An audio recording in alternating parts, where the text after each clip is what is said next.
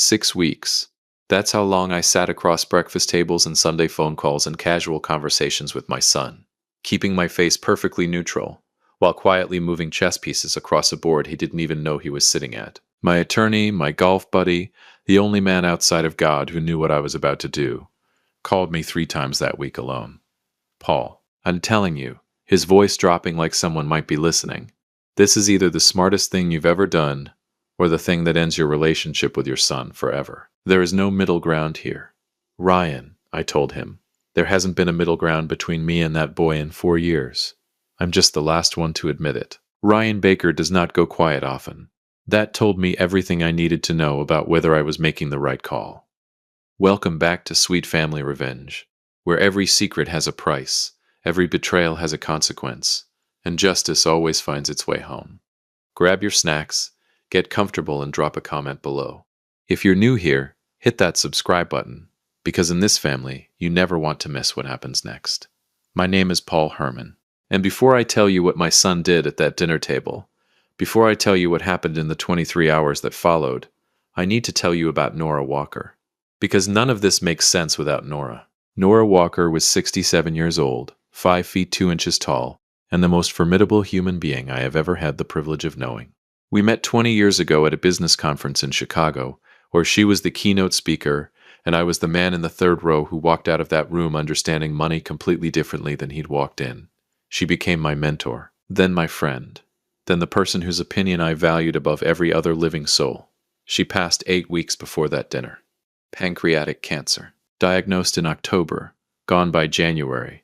The specific cruelty of a disease that doesn't negotiate. Her last weeks were spent in a hospital bed in her daughter's house in Evanston, and I drove out there every Tuesday until the end. The last coherent conversation we had, she was propped up on 3 pillows with an oxygen tube she kept trying to remove because she found it undignified, and she looked at me with those sharp brown eyes that cancer had done absolutely nothing to dim. You're going to have to make a decision about Derek soon, she said. Not the comfortable decision. The real one. I know, I said. You've been subsidizing a man instead of raising one, she said. There's a difference. And he's running out of time to learn it. She was right. She was almost always right. Let me tell you about Derek Herman, my son. 31 years old. 6 feet even. His mother's jaw. My stubbornness worn on the outside like a coat he never takes off. Charming when he wants something. Difficult when he doesn't get it. The kind of man who walks into a room like he already owns the air in it, and for most of his adult life he had reason to believe he did, because I had given him that air. I had given Derek a lot of things over 31 years. His college tuition, full ride, no loans, not because he'd earned a scholarship, but because I could write the check, and I did. The Clover Ridge property, a 3-bedroom house in a neighborhood that was appreciating by the minute, because he'd mentioned wanting to put down roots, and I'd wanted to help him do it.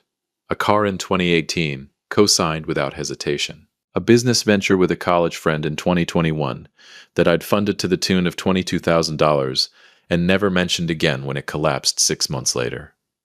I had given Derek comfort. What I had not understood, what Nora understood and tried to show me, and what it took until the very end for me to fully accept, was that I had given Derek something more dangerous than money. I had given him the permanent, unquestioned belief that the floor was there, that it would always be there, that someone with my name would always be one phone call away with a safety net regardless of how he behaved, or who he became. I had built a man who had never once had to build himself. That was not Derek's failure. That was mine. But the only way out of that inheritance was through it, and he was going to have to walk through it himself. I couldn't carry him across this one. That was the whole point of the dinner. Saturday, April 14th. I had been planning this particular evening for 6 weeks, ever since the phone call that finally tipped everything. Derek had called me on a Wednesday afternoon in March, not to check in, not to talk, but to tell me, in the flat tone of a man reporting a weather forecast, that he needed $40,000 to cover a real estate deal that had gone sideways. No context. No explanation of how he'd gotten there. No acknowledgement that this was the 3rd time in 4 years he'd called me with a number instead of a conversation. Just the number. And the expectation. I told him I'd think about it. Then I called Ryan Baker and told him to pull out the folder. Ryan Baker is the kind of attorney who prepares for things before you know you need them prepared for. He'd drafted the property reversion clause back in 2019. Paragraph 14 of the Clover Ridge Agreement, buried in language that Derek had signed without reading, that allowed Herman Property Group to reclaim the asset under specific conditions. Ryan had suggested it then as a precaution. I'd hoped I'd never need it. I needed it. I also called Nathan Rivera, my neighbor of 12 years and the closest thing I have to a brother who isn't blood, and told him to be available on Sunday. Nathan asked no questions. That is one of Nathan Rivera's great qualities. And I planned the dinner. Derek arrived at 6:30, jacket pressed, shoes shined, carrying a bottle of wine that probably cost $60, which I noted was $60 of my money in a different form. The evening started well enough. We talked about the Naperville development market. We talked about the Cubs who were doing the thing they always do in April, which is make you believe before breaking your heart in September. We talked about everything except the $40,000, which sat between us at the table like a guest neither of us wanted to acknowledge. It was over the main course that the conversation shifted. Derek had been circling something all evening. I could see it, the way you can see a man working up to something, testing the temperature of the room before he commits. When he finally spoke, it was with the particular confidence of someone who has decided the answer is already yes. Dad, about the Clover Ridge situation. What about it? I've been thinking. The property is in my name. I should be able to leverage it without going through Herman Property Group for every decision. It's my house. I set down my fork. Is it? Something shifted behind his eyes. What does that mean? It means I'm asking a question. Is it your house? My name is on the deed. Your name is on the deed because I put it there, I said quietly. The way your name is on the car. The way your name was on the business loan that didn't work out. The way your name would be on $40,000 right now if I'd said yes on Wednesday. Derek put down his fork. So that's what this is. This is dinner, Derek. This is a conversation, I said. The one we should have had 3 years ago. What happened next? I have replayed it more times than I can count. Not because I enjoy it. Because I need to understand it. I need to understand how a man gets to a place where his response to hearing the truth about himself is to reach across a dinner table and do what my son did. He leaned forward, and he spit in my face. Not figuratively, not as a metaphor for disrespect, though God knows it was that too. He actually physically looked at his father across a dinner table and spit in his face. The room went so quiet I could hear the refrigerator running in the kitchen. Derek stood up, said something. I didn't hear the words, there was a sound in my ears like distance, and walked out of my house. The door didn't slam. That somehow made it worse. He just pulled it closed behind him, ordinary and final, like he was leaving any room. I sat at that table for a long time. I didn't wipe my face immediately, not because I was too shocked to move, but because I wanted to feel it. I wanted to feel exactly what it felt like so that I would not talk myself out of what I was about to do. Then I picked up my phone and called Ryan Baker. Do it, I said. Everything. Tonight. He confirmed. Tonight. If you've made it this far, do us one quick favor. Subscribe to Sweet Family Revenge. A lot of people watch without ever doing it, but it costs you nothing and means everything to us. Thank you, genuinely. Sunday, April 15th. 6:47 a.m. I slept better than I had in years. That probably says something about me.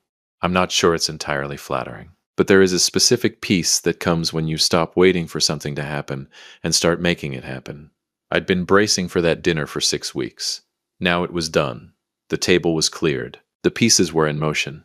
I made real coffee, the kind you grind yourself, and stood at my kitchen window watching the Naperville morning do its slow suburban stretch, sprinklers running, dog walkers. A teenager on a bike who looked personally offended by the existence of hills. Perfectly ordinary Sunday. Perfectly ordinary world. Except somewhere across town my son was about to wake up to nothing. My phone had 22 notifications. I read exactly 1. Ryan Baker, 2:14 a.m. It's done. Property reversion filed. Account suspension processed. He'll wake up to nothing. You absolutely sure about this, Paul? I typed back. Never been more sure of anything. Then I put the phone face down, finished my coffee, and made eggs. I found out later, through my daughter Leah, who found out through a friend of Derek's named Mark Sanchez, exactly how Sunday morning unfolded. Derek had driven home from my house running entirely on adrenaline and wounded pride. He'd called Mark from the car, spent an hour taking apart my character with the focused energy of a man who cannot afford to examine his own. and gone to bed somewhere around 2 in the morning, having convinced himself I was the villain in a story he hadn't written yet. Anger is comfortable. Anger doesn't require a mirror. He woke up Sunday at 9, reached for his phone the way all of us do, reflexively, before we're even fully conscious, and opened his banking app. 0. Not low, not overdrawn, not some error he could dispute in 20 minutes. 0. A suspended account with a small gray lock icon where his balance used to be, and a customer service number that would tell him exactly nothing useful. He called the bank. They confirmed the account had been flagged and suspended by the primary account holder, and that resolution required direct contact with that party. The primary account holder was me. He didn't call me, not yet. Pride at that stage is still load-bearing. You can't remove it without the whole structure coming down. And Derek wasn't ready for that. Instead, he called Mark Sanchez, who drove over within the hour, because whatever else Mark is, he shows up. They sat together in the kitchen of the Clover Ridge house, my house, though that reality was still assembling itself in Derek's mind. And Mark pulled up the county property records on his phone. Ryan Baker's filing was right there. Clean. Official. Unambiguous. Mark called Leah from the driveway while Derek was still inside. Your brother is just sitting at the kitchen table, Mark told her, voice low like he was describing something he didn't want to disturb. Not talking, not moving, just sitting. I know that silence. I've seen it once before. In my own father's face the day his business partner cleaned out their joint account and disappeared. It's the silence of a man whose entire floor just became a trapdoor. The silence of someone doing arithmetic on everything they thought was solid and getting 0 every single time. Derek sat in that kitchen for 2 hours. By noon, he'd called me 4 times. Everyone went to voicemail. Not out of cruelty, or not entirely out of cruelty, but because Nora had been explicit about this specific part. Even from her hospital bed, even when talking cost her breath she didn't have to spare. Don't rescue them too fast, Paul. The lesson lives in the discomfort. You pull them out early, you pull the lesson out with it. So I let the calls go. Let him sit with the arithmetic. Nathan Rivera appeared at my door around 2 in the afternoon, carrying a glass container of tamales, and the careful expression of a man who has strong opinions he is actively choosing not to deliver. You eat? He came in without further invitation, heated the tamales like he owned the kitchen, and sat across from me at the same table where, less than 20 hours ago, my son had made the worst decision of his adult life. We ate in comfortable silence for a while. Nathan's tamales are extraordinary. I don't say that lightly. He called me, Nathan said finally, not looking up from his plate. Derek called you? This morning. Asked if I knew what was going on with the property filing. Setting down his fork, I told him he needed to have that conversation with his father. What'd he say? Nathan was quiet for a moment, choosing words the way a careful man does. He said you'd never really understood him, that you always had to control everything. A pause. And then right before he hung up, he said something else. I waited. He said he didn't know where else to go. That one moved through me differently than I expected. I didn't show it. 58 years of practice, but it settled somewhere low and serious. He didn't know where else to go. 31 years old. And the entire architecture of his life had been drawn by someone else's hand. I hadn't just given Derek comfort. I'd given him the dangerous belief that comfort was the default. That the floor was permanent. That the money would always come. That a net with my name on it would always be there one call away, regardless of how he behaved or who he became. I'd built a man who'd never had to build himself. That wasn't Derek's failure alone. Half of it was mine, but the only way out of that inheritance was through it, and he had to walk through it himself. I couldn't carry him across this one. That was the whole point. I looked at Nathan. She told me this would be the hardest part. He didn't ask who she was. Nathan had met Nora twice at neighborhood dinners and understood immediately what kind of person she was, the kind that leaves a permanent watermark on everyone they meet. Was she right? The arithmetic. The moment a man stops blaming and starts reckoning. Yeah, I said. At 6:23 p.m., exactly 23 hours and 4 minutes after my son had walked out of my house, headlights swept across my front window. I was already at the door. I'd been at the door for 10 minutes, if I'm being honest. I pressed record on my phone, slipped it into my breast pocket, and put my hand on the doorknob. Whatever Derek said in the next few minutes would tell me everything Nora had promised it would. It would tell me who my son actually was, when the performance was over and the props were gone and there was nothing left but the man himself. One breath. And I opened the door. If you've been with Sweet Family Revenge for a while and want these stories to keep coming, it truly helps when you hit that like button and subscribe. 97% of people never do, but it's what keeps this community alive and these stories flowing. Thank you, for real. My son looked like a man who'd been turned inside out and put back together wrong. Derek Herman, who 2 years ago had walked into a room like he owned the air in it, was standing on my porch in the same jacket he'd worn to dinner the night before, wrinkled now, carrying 23 hours of humiliation on his face like a second skin. His eyes were red, not crime red, the other kind, the kind that comes from staring at walls and doing arithmetic that never comes out right. I didn't say a word, just looked at him. Dad. His voice cracked on that single syllable, just that one word, and it was already falling apart. Dad, I need to talk to you. The recorder is running. I thought, every word. Then talk, I said. He talked for 40 minutes. I'm going to tell you what really happened in those 40 minutes. Not the circling, not the backtracking, not the too near apologies that dissolved into justifications before they could fully form, but what was underneath all of it. Because underneath the fumbling and the pride fighting a losing battle against desperation, the real thing was there. He was scared. Not of me. Not of losing the house or the money, though those fears were present too, loud and obvious. He was scared of the specific thing Nora had predicted he'd be scared of when the floor dropped. Himself. Of looking at himself clearly, maybe for the first time, and not recognizing the man looking back. I've been taking from you, Derek said, around the 20-minute mark. We were in the living room by then. He was sitting, I was standing. Deliberately. I know that. I've known it for a while, and I kept telling myself it was different because you're my father. Like that made it okay. Did it? He looked at the floor. No. I let that sit for exactly as long as it needed to. Derek, I'm going to show you something. I went to my desk, the old oak one that had been in every office I'd ever owned, bought second-hand in 1993 for $60, and refused to replace on principle, and opened the bottom left drawer, pulled out a folder, thick, tabbed, the kind of documentation that takes intention to assemble, dropped it on the coffee table in front of him. He looked at it without touching it, opened it. He opened it.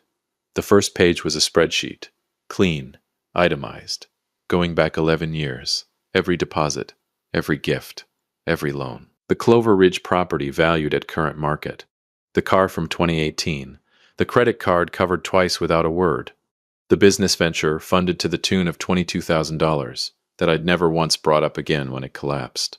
The total at the bottom of the page, highlighted in yellow, was $614,200. Derek stared at that number for a long time. I'm not showing you that to humiliate you, I said. I'm showing you because you need to understand the size of what you've been treating like it was nothing. He turned the page. The second document was the property reversion clause. Paragraph 14, drafted by Ryan Baker in 2019, signed by Derek without reading, that had always allowed Herman Property Group to reclaim the asset under specific conditions. His eyes moved across the language. The exact moment he understood it had always been there. That this wasn't a reaction, it was a plan. Moved across his face like weather. You set this up. Yes. The dinner. You provoked me. I gave you an opportunity, I said carefully, to show me who you were. You made your own choices, Derek. I didn't spit on anyone. That word landed like I knew it would. He flinched. Good. The third page. He turned it. A letter. 1 page, single-spaced, dated 3 weeks before Nora died. Written by Nora Walker, dictated technically because her hands had given out to her daughter, and signed with the unsteady signature of a woman spending her last reserves of strength on things she'd decided mattered. She'd written it for Derek specifically. She'd never met him, but she'd heard enough about him over 20 years of mentoring me that she felt she knew him. The letter was 2 paragraphs. The first told him about her own son, a man she'd made the mistake of never testing, never allowing to struggle, never letting fall. A man who at 44 still didn't know who he was because she'd never given him the space to find out. She called it the most expensive mistake of her life. Nora Walker did not use the word expensive lightly. The second paragraph was 3 sentences. Derek, your father loves you more precisely because he's doing this. Easy love leaves men empty. The hard kind is the only kind worth inheriting. Derek read it twice. He put the folder down. pressed both hands over his face, and sat like that for a long moment. When he dropped his hands, his eyes were wet. Not the wall-staring red from before. The real kind. I'm sorry. No preamble, no qualification chasing behind it, no performance. Just the words clean and undecorated, landing in the room between us like something that had been waiting a long time to be said. For last night, for the last 4 years. I'm sorry, Dad. I looked at my son for a long time. The recorder was still running in my pocket. I reached in and turned it off. Here is what I did not do. I did not hand him back the house that night. I did not reinstate the account. I did not tell him everything was fine and fold him back into comfort like none of it had happened. That would have been the old pattern, the one that had produced the man who showed up at my door the night before with entitlement dressed up as ambition. Instead, a proposition. The Clover Ridge property stays in Herman Property Group's name for 12 months, I told him. During those 12 months, you'll manage 2 of my smaller units on Birchwood. Tenant calls, maintenance coordination, rent collection. You don't get paid what a property manager gets paid. You get paid what you earn. Ryan Baker will track everything. At the end of 12 months, we sit back down at this table and look at who you've become. Derek was quiet, absorbing it, and the account. The negotiating instinct flickered briefly behind his eyes, the old Derek reaching for leverage, and then it died. He let it die. That, I thought, is new. Okay, he said. Yeah, okay, Dad. I stood up and extended my hand. Not a hug. We weren't there yet, and pretending we were would have cheapened what was actually happening. A handshake. Firm. The kind that means something. He took it. Mark Sanchez's Phoenix deal collapsed 6 weeks later. Derek heard about it through mutual contacts and told Nathan about it, without apparent devastation. The way a man reports weather when he's decided to stop being controlled by it. Derek managed his first tenant dispute on Birchwood in May. A leaky ceiling, a contractor who didn't show, an angry renter named Mrs. Okafor who had opinions she delivered at full volume. He handled it in 2 days. Called me afterward. She's happy, he said. Good. It wasn't that complicated. I just actually showed up. I smiled at that. Didn't tell him I was smiling. June brought a second dispute, resolved in 1 day.